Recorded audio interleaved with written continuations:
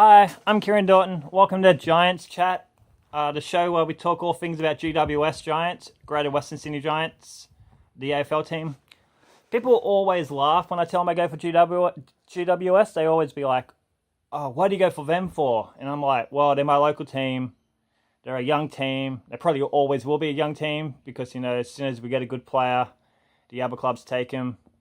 They play a good, attractive style of football at the moment. We're a real attacking team. Hopefully that stays. Hopefully that's part of our culture, which we have. Some of the people in Victoria say we don't.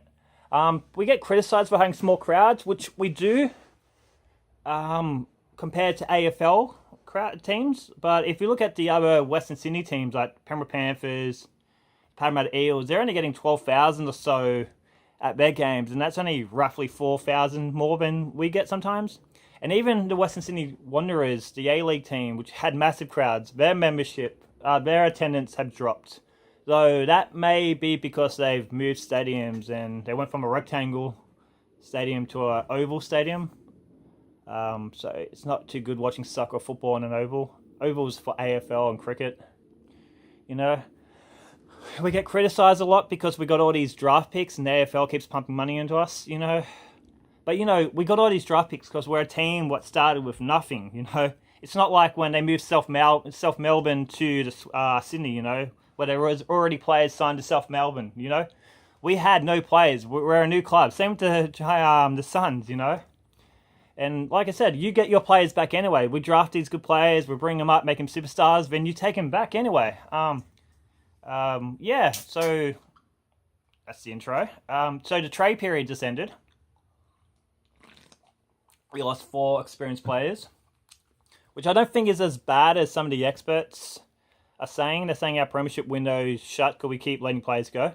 But if you look at the players we brought in, if you look at the players who made their debut last year in Sam Taylor, Brett Daniels, Aidan Boner, Nick Shipley, Isaac Cummings, Jeremy Finlayson made his debut in 2017, but he had a season-ending injury in his debut match, so you could argue that last season was his rookie season.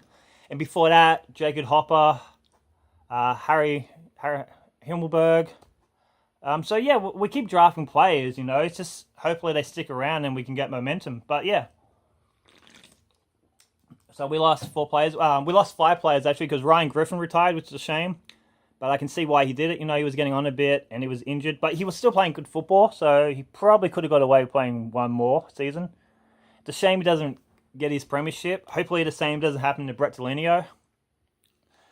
We had to let players go because of the salary cap. It's kicking in now. Like we lose our extra salary cap thing because we're an established club now, which is fair enough.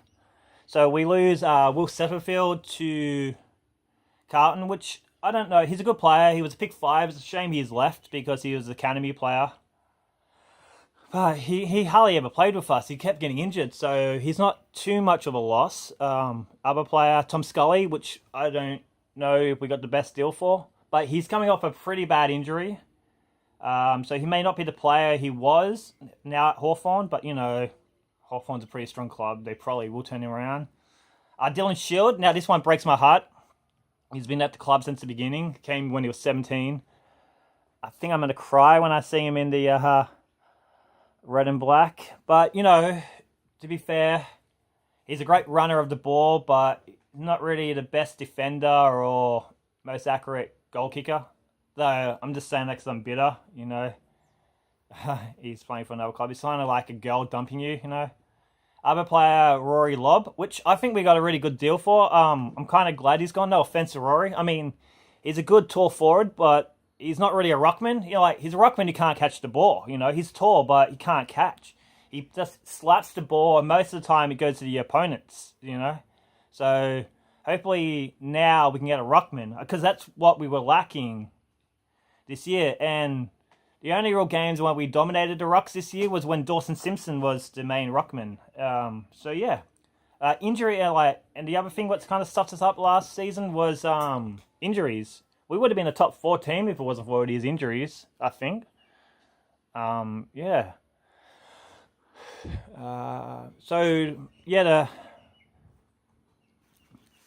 So we have the picks we get. Sorry, I lost my thing. So yeah, this year's a super draft, and we got 6 draft picks in the super draft.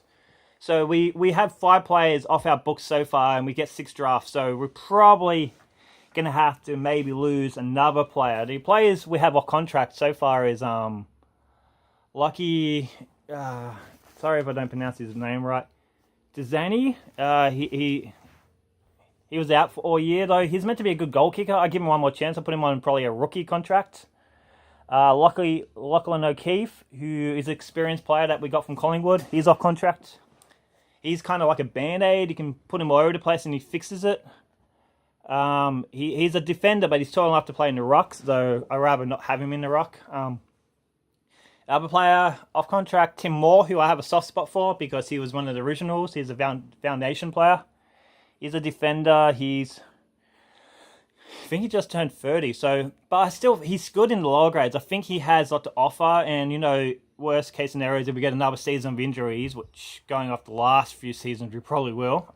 It'd be good to slot in. He's experienced. I think he's played like 40 something games. And the other player, I was worried that we were going to let him go, but I'm hearing reports that we might keep him. Dylan Buckley, who we got from Carlton. He played 2 games last year and scored 2 goals. I thought he probably should have played more games. But yeah, I'm glad. I think he's a good quality player. I think he could fit into the 22. Yeah, just got to use him properly. He seems like a nice player. Yeah, there was a few games this year where we had players who were clearly injured playing when we should have just had Dylan play. So hopefully we keep him. Yeah. So the draft picks we get this year, we get pick 9, we got from the Bombers. Got pick 11, which we got from Freo. Pick 19, we got from Freo again. Pick 25, we got from Freo. Then pick 52 and pick 89, I think. We probably won't use 89, but I like to think we do. We do. We got 2 local players in the draft, which we can get. We got Kieran Briggs, who's a ruckman, which we need, because the only ruckman we have at the moment is Matthew Finn, who's a local as well, and Dawson Simpson, who's good, but gets injured a bit. So, yeah, and the other player is, again, if I pronounce his name wrong, Jacob Chodzicki. He is a tall defender, which is good. You can never have too many defenders. So I like to see both of them draft. We get preference over Briggs because he's in our little district area.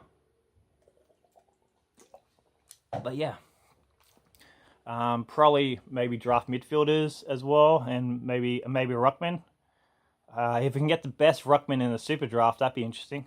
But yeah, back to ruckman. I mean, that's where we really struggled last season, apart from injuries.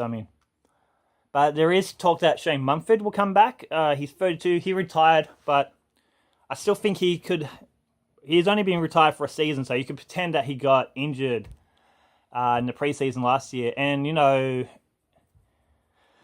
he kept in shape. He wasn't like binge watching Netflix and eating Cheetos. He was part of the coaching staff. He was training to be a boxer. There was talks that he was going to fight the NRL player Paul Gallen, which would have been interesting.